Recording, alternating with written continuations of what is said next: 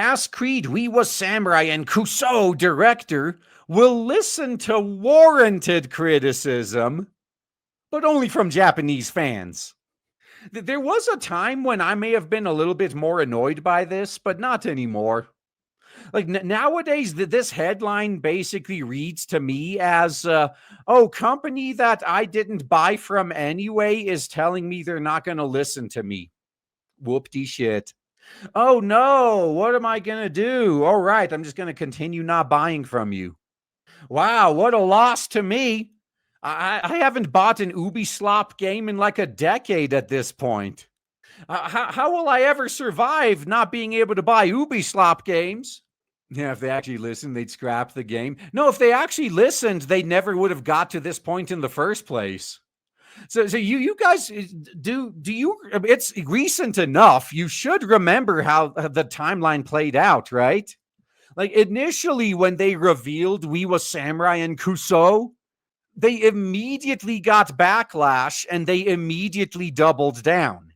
They tried to play, oh, it's historically accurate. You bigots just refuse to see the truth. And then the truth came out and they're like, I mean, so it's not historically accurate, but no. We're taking some creative liberties. I mean, the game is obviously a work of fiction anyway. It's all in the name of diversity. They literally kept doubling down when they got called out for the past year. And then right now, at the very tail end, the game is coming out this month, allegedly. Only now that the game is almost out and they see how abysmal their pre-order numbers are. Now they're like, yeah, let's have a conversation. Let's talk about this. Like, nah, I'm already gone. I have no interest in talking to you. Ever since the protagonists of Ass Creed, We Was Samurai, and Kuso were revealed to be Yasuke and Naoe, Ubisoft has found itself at the center of a controversy. While many detractors have used the argument of historical realism to go against the game, saying it's inaccurate to portray Yasuke as a samurai, much of the conversation has devolved into overt racism. Well, this is from The Gamer. Like, they're a pretty far left outlet, so they view any disagreement with them as racism because they view themselves and by extension anything they do as being anti-racist. So if you disagree with them in any way, you're a racist because they're anti-racist, and you can't disagree with anti-racism, can you? So now game director Jonathan Dumont has toast on this at a preview event. Here he doesn't address the comments or hate coming from the Western audiences, but says that he's willing to hear Japanese fans out as long as the feedback is good and warranted. Dude, at this point, does the game have any fans? Does the game have any fans whatsoever anymore? Now, wouldn't it be hilarious if he's like, oh, I'm willing to talk with this small group of like subset of fans, and only if the criticism is not too harsh, and then no one shows up? That would be a nice way to show them that, yeah, your influence is gone.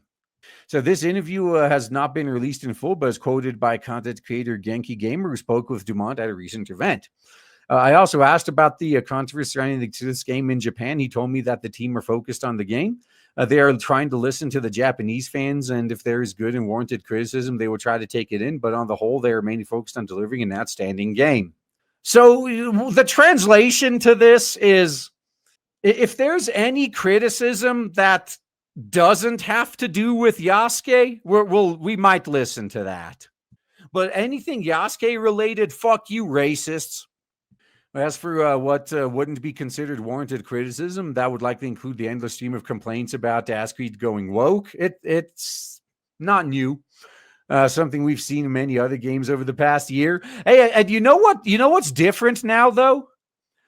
Previously, there were a lot of games that were labeled woke, like 3-4 years ago, that still ended up being massive successes. Nowadays, I mean, just getting the label isn't enough because our side also has a bunch of lunatics that label literally everything woke for any reason. So the label itself in a vacuum isn't all that powerful.